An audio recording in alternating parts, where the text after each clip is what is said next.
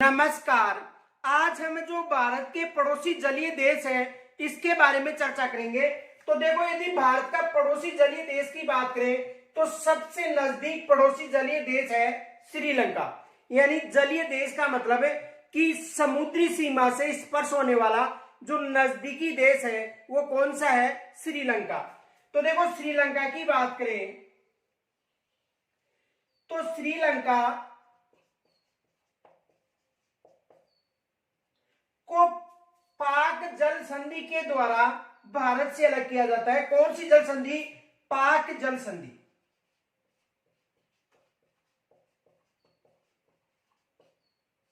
यानी भारत और श्रीलंका के मध्य कौन सी जल संधि है? पाक जल संधि है। एग्जाम में अधिकतर प्रश्न पूछा जाता है। तो भारत और श्रीलंका के मध्य, यानी भारत और श्रीलंका के मध्य कौन सी जल संधि है? पाक जल संधि। देखो, यहां पर हम बात करें तो यहां पर एक द्वीप है, पंबन द्वीप। कौन सा द्वीप है? पंबन द्वीप।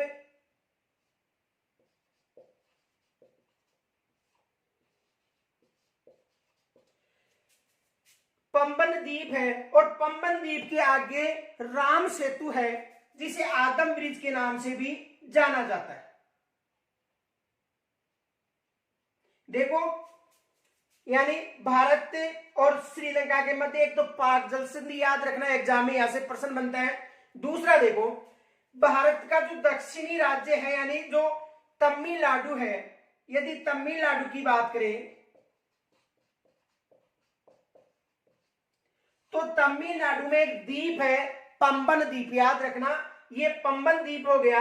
पंबन द्वीप के आगे की बात करें तो राम सेतु, जिसे आदम ब्रिज के नाम से जाना जाता है, ये है राम सेतु।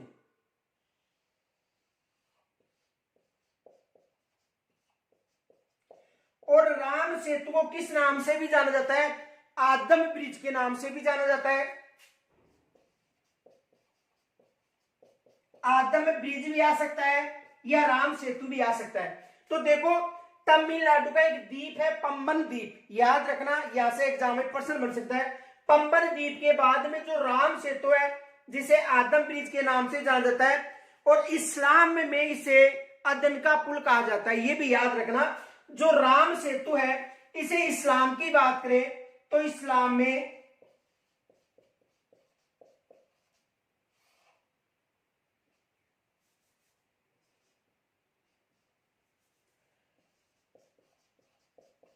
यदि इस्लाम की बात करें तो इस्लामी से अदन का पुल कहा जाता है। देखो, यदि इस्लाम की बात करें तो जो राम सेतु है, इसे इस्लाम में अदन का पुल कहा जाता है, ये याद रखना। और राम सेतु या आदम ब्रिज है, ये तमिलनाडु और श्रीलंका के मध्य, कहां पर है? तमिलनाडु और श्रीलंका के मध्य। अब देखो, यहां पर मन्नार की खाड़ी है, यहां पर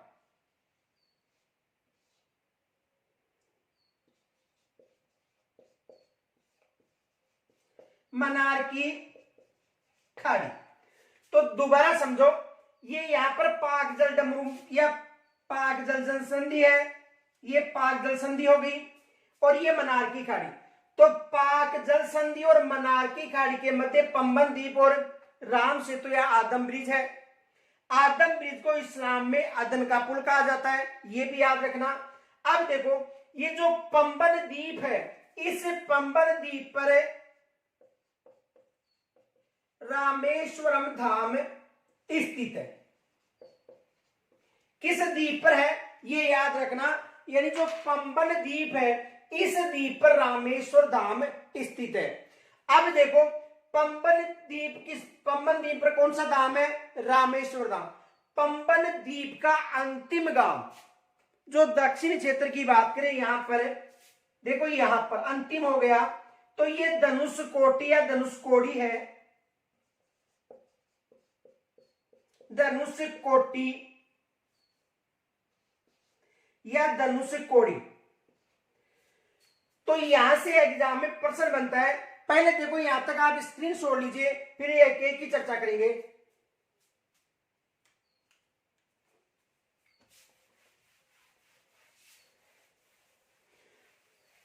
एक प्रश्न आता है, भारत का नजदीक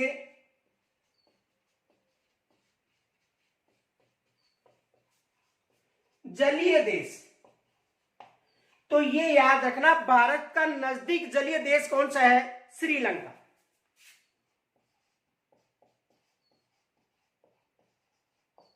भारत का नजदीक देश कौन सा है, यानी जलीय देश की बात करें, श्रीलंका।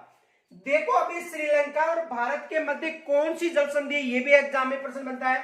तो ये भारत हो गया, यानी दक्षिणी भारत, और यहां पर ये श्रीलंका हो गया।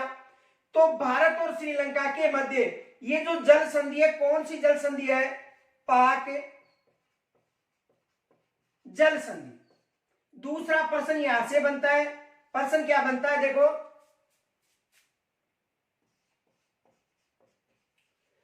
पाक जल संधि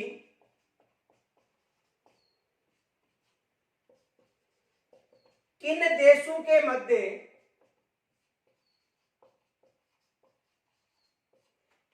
स्थित है?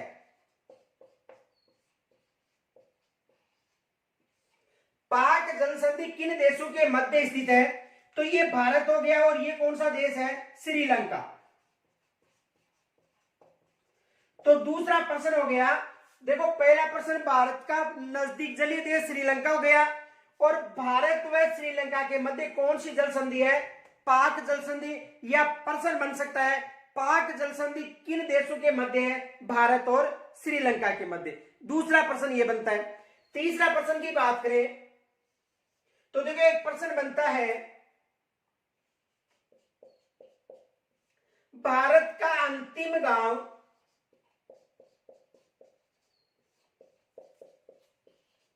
जो श्रीलंका के नजदीक है,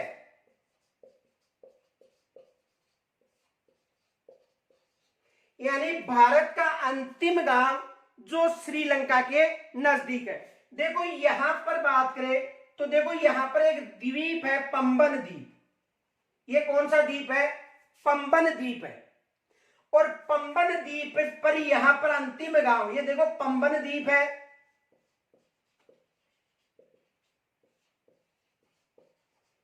और पंबन द्वीप का अंतिम गांव यहां पर, ये अंतिम गांव हो गया।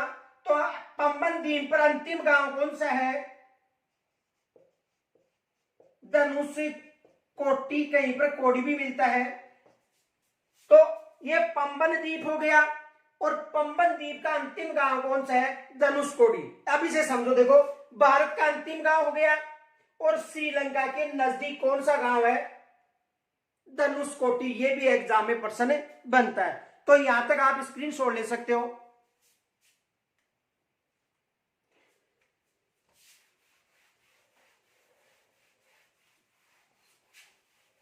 देखो इसे समझो,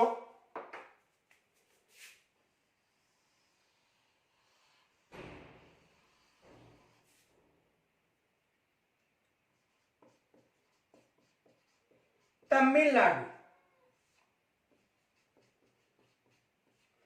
और ये हो गए यहां पर श्रीलंका।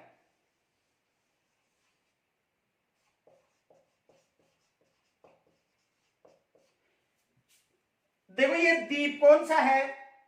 ये द्वीप है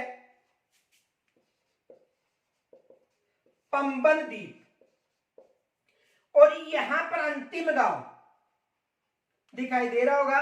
ये जो अंतिम गांव है, ये अंतिम गांव कौन सा हो गया? धनुष कोटी। कहीं पर धनुष कोटी भी मिलता है। तो देखो धनुष कोटी अंतिम गांव हो गया, भारत का अंतिम और श्रीलंका के नजदीक गांव कौन सा है? धनुष कोटी। अब देखो ये जो पंबन द्वीप है, इस द्वीप पर धनुष कोटी से थोड़ी ऊपर की तरफ की बात करें तो यहां पर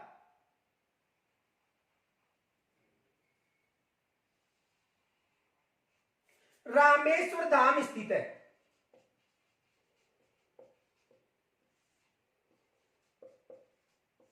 तो रामेश्वर धाम कहां पर स्थित है? पंबन द्वीप पर, ये याद रखना, पंबन द्वीप पर रामेश्वर धाम स्थित है और रामेश्वर धाम के पास में कौन सा गांव है? धनुषकोटी। अब यहां पर देखो एक सेतु है, इस सेतु को राम सेतु कहा जाता है। राम सेतु या आदम ब्रिज, और इस्लामी से क्या कहा जाता है? अदर का पुल।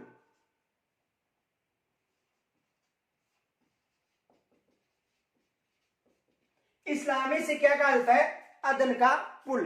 तो यहां तक समझ में आ गया होगा, आप इसका भी स्क्रीनशॉट ले सकते हो। देखो, अंतिम गांव धनुषकोटी या धनुषकोडी, पंबन द्वीप पर कौन सा तीर्थ स्थल स्थित है?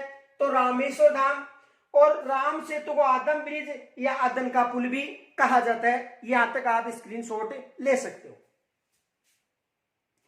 अब देखो, इसे समझो।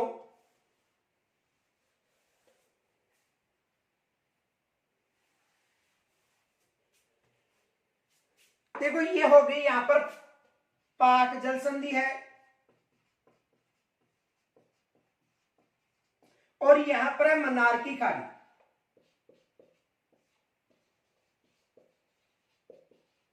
तो देखो, ये जो सेतु है, कौन सा सेतु है? ये राम सेतु है।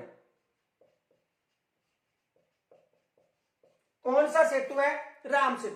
तो राम सेतु के उत्तर की तरफ पाक जल संधि है और दक्षिण की तरफ है मन्नार की खाड़ी। ये भी याद रखना। देखो, राम सेतु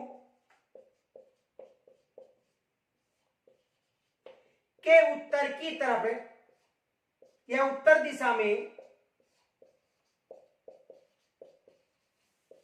पाक जल संधि एवं दक्षिण में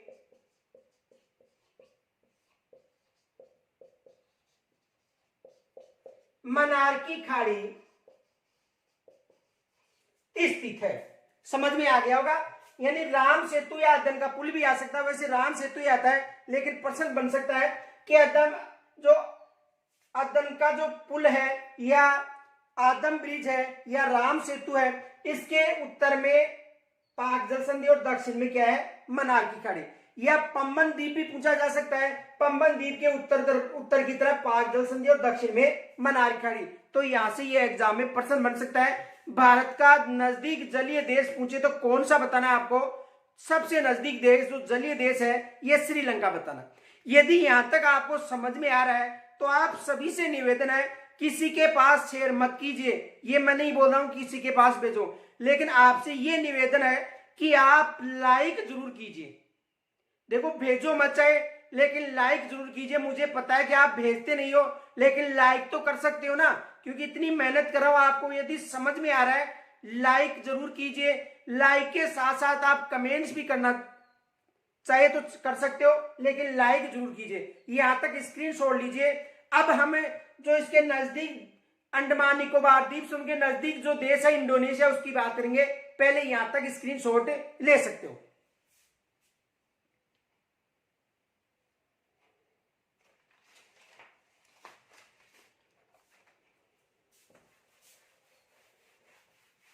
देखो, भारत का जो अंडमान निकोबार द्वीप समूह है और लक्षद्वीप, देखो यहां पर अंडमान निकोबार द्वीप समूह है और अंडमान निकोबार द्वीप समूह यानी बंगाल की खाड़ी। ये कौन सी खाड़ी है? बंगाल की खाड़ी।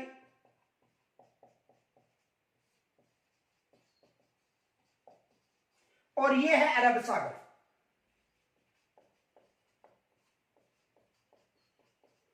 तो देखो, बंगाल की खाड़ी में अंडमान निकोबार द्वीप समूह की बात करें तो अंडमान निकोबार द्वीप समूह के नजदीक इंडोनेशिया है। कौन सा देश है? इंडोनेशिया।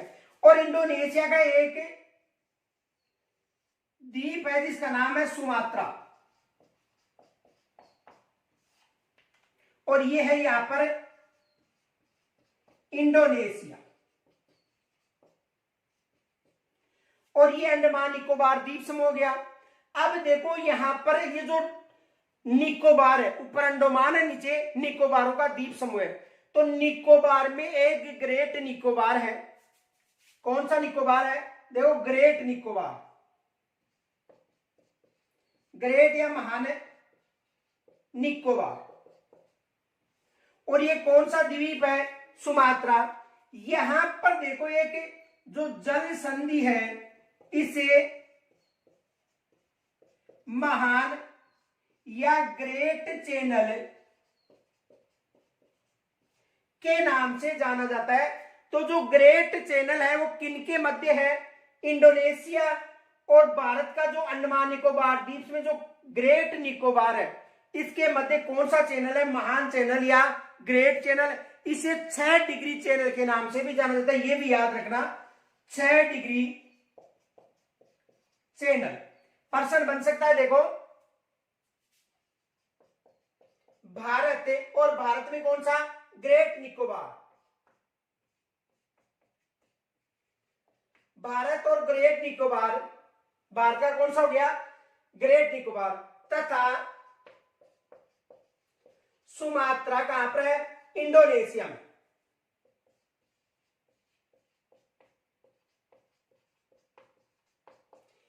के मध्य,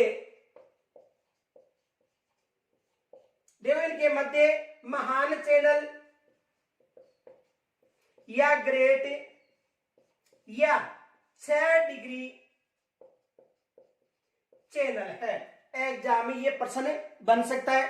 दूसरा प्रश्न बन सकता है कि अंडमान निकोबार के नजदीक कौन सा है? इंडोनेशिया। तो यहां तक आप स्क्रीनशॉट ले सकते हो।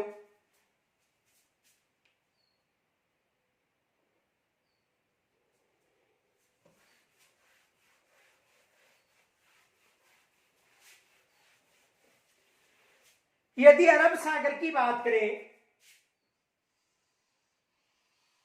ये बंगाली खाड़ी, ये अरब सागर।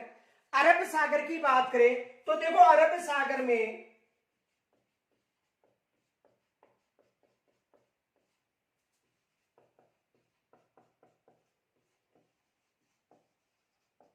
यदि अरब सागर की बात करें तो यहां पर लक्षद्वीपों का एक समूह है। ये एक समूह है किसका? लक्षद्वीप।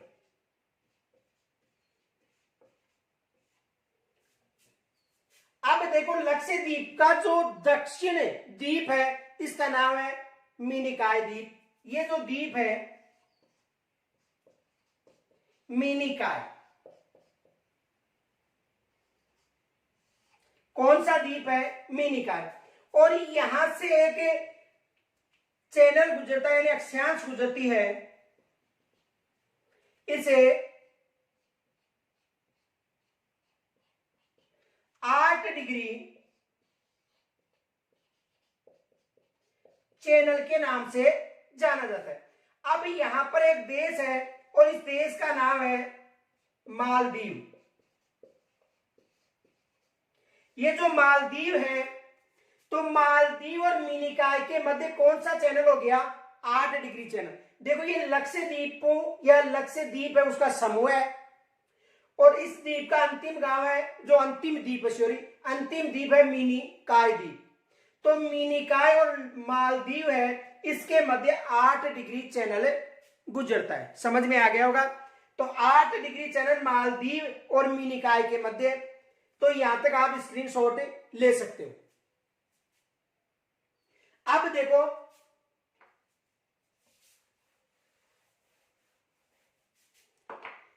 लक्षद्वीप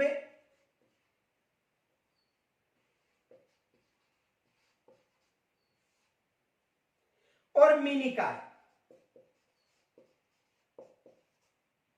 और कौन सा देश? मालदीव।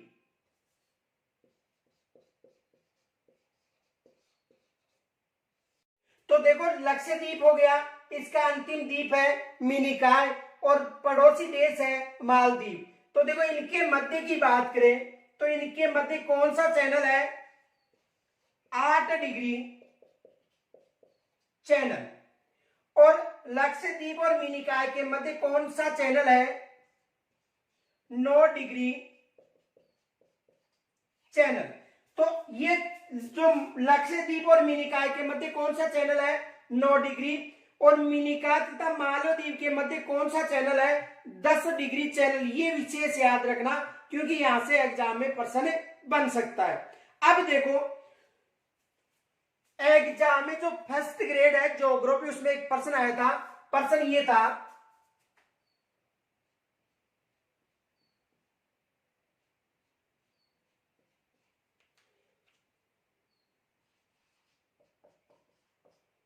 छोटा अंडमान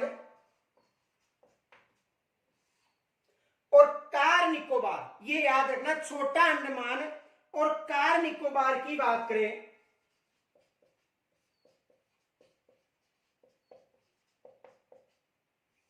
तो इनके मध्य कौन सा चैनल है? 10 डिग्री चैनल। ये एग्जाम में पूछा गया था ज्योग्राफी फर्स्ट ग्रेड में। कौन सा प्रश्न आया था कि 10 डिग्री चैनल है छोटा अंडमान या लिटिल अंडमान भी हो सकता है, क्योंकि छोटा का मतलब लिटिल हो गया। तो छोटा अंडमान और कार निकोबार के मध्य कौन सा चैनल है? 10 डिग्री चैनल। ये एग्जाम में पूछा गया था।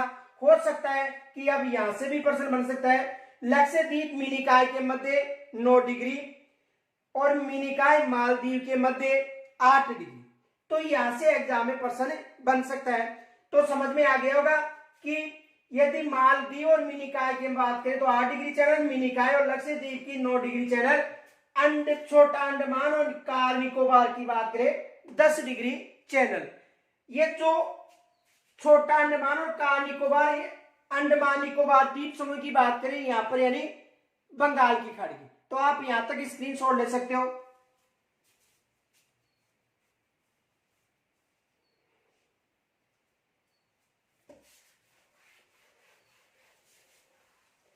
अब देखो भारत का जो जलीय देश है, जैसे मान लो म्यांमार भी जलीय सीमा भी स्पर्श होती है और स्थलीय सीमा भी, दोनों सीमा स्पर्श होती है। किससे? म्यांमार से। तो यदि म्यांमार की बात करें तो यहां पर म्यांमार, ये म्यांमार हो गया और इसका एक द्वीप है कोको द्वीप।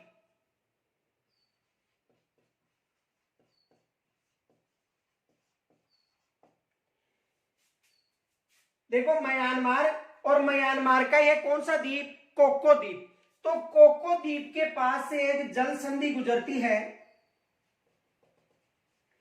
इसे कोको चैनल है।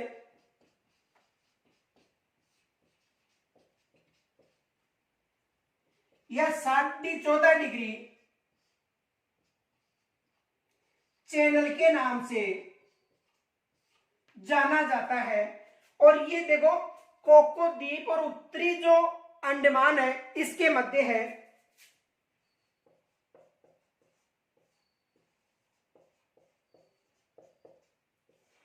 तो कोको द्वीप किसका है? म्यांमार का। कोको द्वीप और उत्तरी अंडमान के मध्य या तो कोको चैनल आ सकता है या 14.5 डिग्री चैनल पूछा जा सकता है, जो म्यांमार और भारत के यानी उत्तरी अंडमान के मध्य है। तो ये भी याद रखना, कोको चैनल किन के मध्य है? कोको द्वीप यानी म्यांमार और उत्तरी अंडमान यानी भारत के मध्य है, जिसे 14.5 डिग्री चैनल के नाम से भी जाना जाता है। तो यहां तक आप स्क्रीनशॉट ले सकते हो।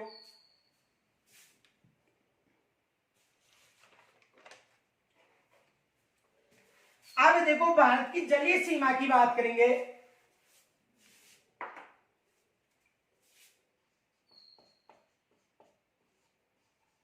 भारत की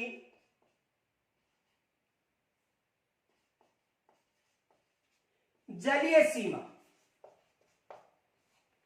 देखो यहां से भी एग्जाम में प्रश्न बनता है भारत की जलीय सीमा। इसे समझो। देखो जैसे मान लो ये भारत की जलीय सीमा है और इनके साथ साथ लक्षद्वीप और अंडमान निकोबार द्वीप समूह की बात है।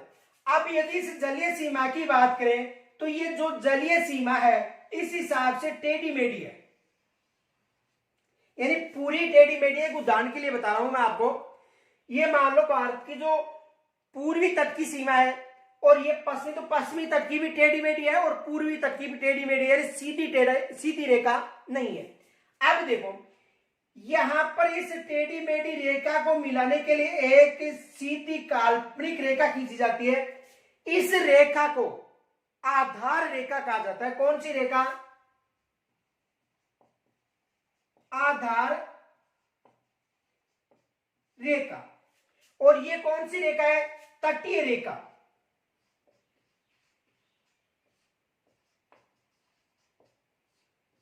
देखो दोबारा समझो, यानी तट की जो रेखा ऐसी सीधी रेखा नहीं है। यदि तट की रेखा की बात करें तो तट की रेखा टेढ़ी मेढ़ी रेखा है। टेढ़ी मेढ़ी रेखा को एक आधार रेखा यानी सरल रेखा से सीधे में मिलाया जाता है, जिसे आधार रेखा कहा जाता है। समझ में आ गया होगा। टेढ़ी मेढ़ी रेखा को सीधी रेखा से मिलाने वाली रेखा को क्या कहा जाता है? आधार रेखा। एक काल्पनिक रेखा है, यानी इन तट को मिलाने के लिए एक सीधी रेखा बनाते हैं, जिसे आधार रेखा कहा जाता है। समझ में आ गया होगा। आधार रेखा किसे कहा जाता है? देखो, आधार रेखा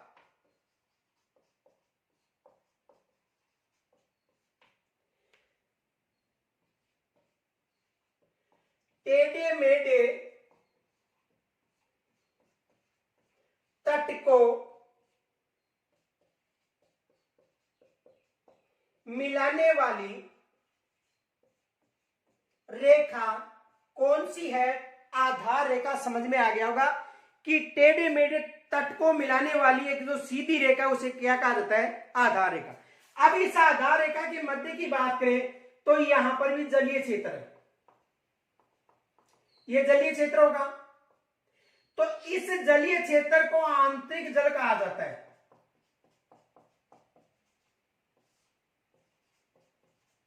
यह भी समझ में आ गया होगा। यानी आधार रेखा और जो टेढ़ा मेढ़ा तट है, इसके मध्य जो जल है, क्योंकि ये रेखा तो काल्पनिक रेखा है, इस तट को मिलाने वाली काल्पनिक का आधार रेखा नाम दे दिया। और इस काल्पनिक रेखा और तट के मध्य जो भी जल है, इसे आंतरिक जल कहा जाता है। कौन सा जल कहा जाता है? आंतरिक। देखो, स्थलीय सीमा व आधार रेखा के मध्य जलीय क्षेत्र को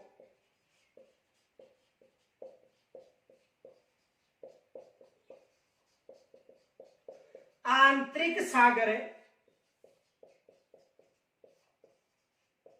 कहा जाता है। यह समझ में आ गया होगा। ये स्थलीय क्षेत्र हो गया, ये आधार रेखा, इसके मध्य जो जलीय क्षेत्र है इसे आंतरिक जलीय क्षेत्र कहा जाता है। तो यहां तक समझ में आ गया होगा। यहां से एग्जाम में जरूर प्रश्न बनेगा, तो पहले यहां तक स्क्रीनशॉट ले सकते हो। यदि लाइक नहीं किया तो लाइक का बटन जरूर दबाइए, स्क्रीनशॉट ले सकते हो।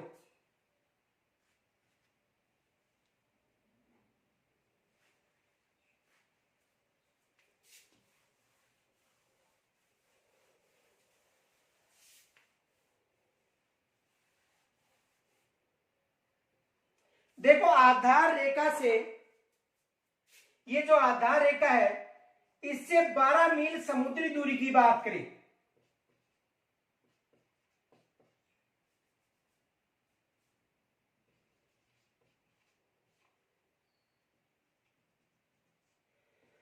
तो ये, यानी आधार रेखा से बात करें, तट से बात नहीं करें। कहां से? आधार रेखा से। ये याद रखना, एग्जाम में प्रश्न बनता है कि तट से 12 मील दूर या आधार रेखा से 12 मील दूर। तो आधार रेखा से 12 मील दूर की बात करें तो प्रादेशिक क्षेत्रीय ये माना जाता है, यानी इसे प्रादेशिक क्षेत्र कहा जाता है। देखो, इसे समझो, यानी ये जो आधार रेखा है, इससे 12 मील, आधार रेखा से 12 मील दूर। देखो, कटी पटी तटीय सीमा से नहीं माना है आपको, आधार रेखा से 12 जो मील है दूर मानना है। कौन सा क्षेत्र है? प्रादेशिक क्षेत्र है या प्रादेशिक जलीय क्षेत्र है? प्रादेशिक क्षेत्र या प्रादेशिक जलीय क्षेत्र, आधार रेखा से 12 मील दूर, ये याद रखना। तो आधार रेखा से 12 मील दूर कौन सा क्षेत्र है? प्रादेशिक क्षेत्र है। और एक समुद्री मील की बात करें, एक समुद्री मील, तो एक समुद्री मील में 1.8 किलोमीटर होता है। यह भी याद रखना, एक समुद्री मील में कितना किलोमीटर होता है? एक समुद्री मील में 1.8 किलोमीटर होता है, ये याद रखना। एक समुद्री मील का मतलब 1.8 किलोमीटर। तो ये जो प्रादेशिक क्षेत्र है, इसे प्रादेशिक जलीय क्षेत्र मान लो, या इसे प्रादेशिक सागर के नाम से भी जाना जा सकता है। देखो, प्रादेशिक जल क्षेत्र या प्रादेशिक सागर या क्षेत्रीय सागर भी कहा जाता है। देखो, इसे क्षेत्रीय सागर भी कहा जा सकता है,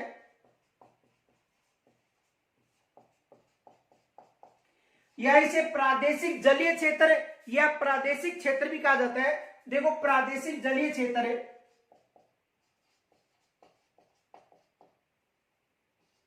या क्षेत्रीय सागर, समझ में आ गया होगा। दोबारा देखो, प्रश्न बन सकता है कि क्षेत्रीय सागर या प्रादेशिक क्षेत्र या प्रादेशिक जलीय क्षेत्र, क्योंकि जलीय क्षेत्र की बात करें तो जल जरूर आएगा।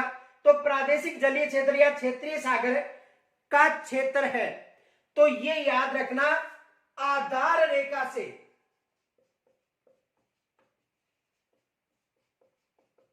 12 समुद्री मील, न कि स्थलीय क्षेत्र। यदि वहां पर ऑप्शन मिले, देखो जैसे प्रश्न हो गया कि क्षेत्रीय सागर या प्रादेशिक जलीय क्षेत्र का अधिकार है, प्रश्न समझ में आ गया। ऑप्शन ध्यान से सुना, तटीय क्षेत्र से 12 मील दूर या आधार रेखा से 12 मील दूर। तो तटीय क्षेत्र नहीं बताना है, आधार रेखा से 12 मील दूर बताना है, ये याद रखना। न कि तट से आधार रेखा से 12 मील दूर प्रादेशिक जलीय क्षेत्र या क्षेत्रीय सागर है। और एक समुद्री मील में कितना है? 1.8 किलोमीटर। तो यहां तक समझ में आ गया होगा, आप स्क्रीनशॉट ले सकते हो।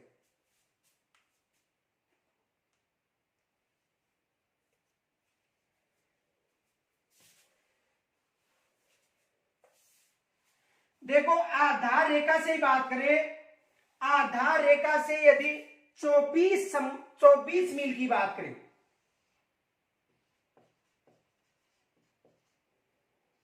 आधार रेखा से यदि 24 समुद्री मील की बात करें तो इसे संलग्न क्षेत्र कहा जाता है,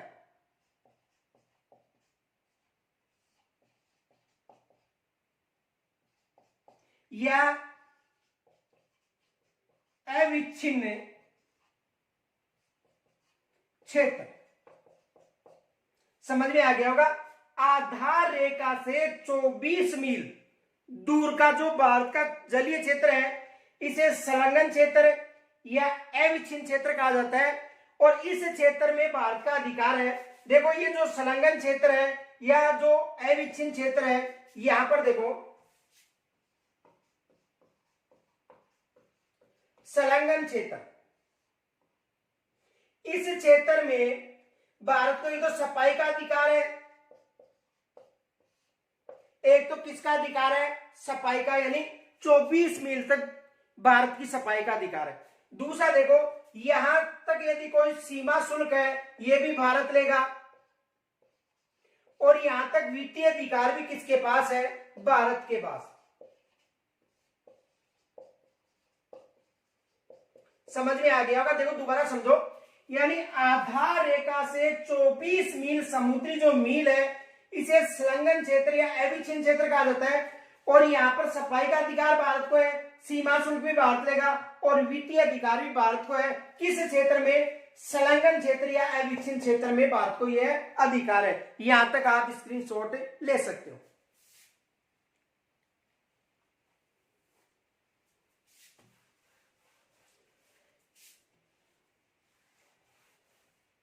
यदि आधार रेखा से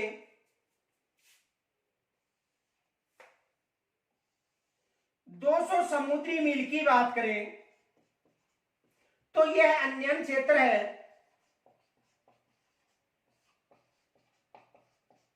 यानी आधार रेखा से 200 समुद्री मील कौन सा क्षेत्र है? अन्यन क्षेत्र है। और यहां पर इस क्षेत्र में, यानी इस क्षेत्र में भारत को वैज्ञानिक अनुसंधान स्थापित करने का अधिकार है और नए द्वीप स्थापित करने का अधिकार है। किस क्षेत्र में? अन्यन क्षेत्र, यानी 200 मील में। एक तो वैज्ञानिक अनुसंधान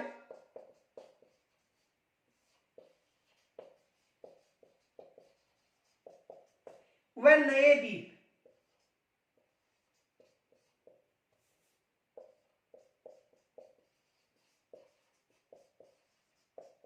स्थापित करने का अधिकार किस क्षेत्र में, यानी 200 समुद्री मील में, जिसे अन्यन क्षेत्र कहा जाता है, और वैज्ञानिक अनुसंधान और नए द्वीप स्थापित कर सकता है।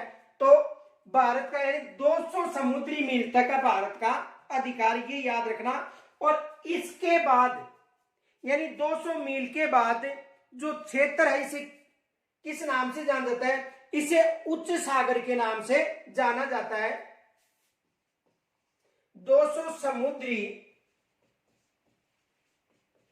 मील के बाद का क्षेत्र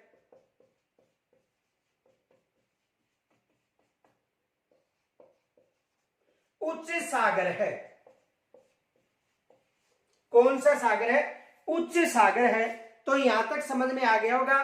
देखो, एक माह के लगभग आपको नया भारत का भूगोल मिलने वाला है। तो यहां से यदि कोई समस्या मुझे कमेंट्स के द्वारा जरूर बताना। फिर पुनः निवेदन है कि आप कक्षा यानी क्लास देखते हो लेकिन लाइक नहीं करते हो, तो निवेदन है शेयर मत कीजिए, लाइक जरूर कीजिए। यहां तक यदि कोई समस्या हो कमेंट के द्वारा मुझे जरूर बताइए। फिर हम कल मिलेंगे, तब तक के लिए नमस्कार, जय हिंद।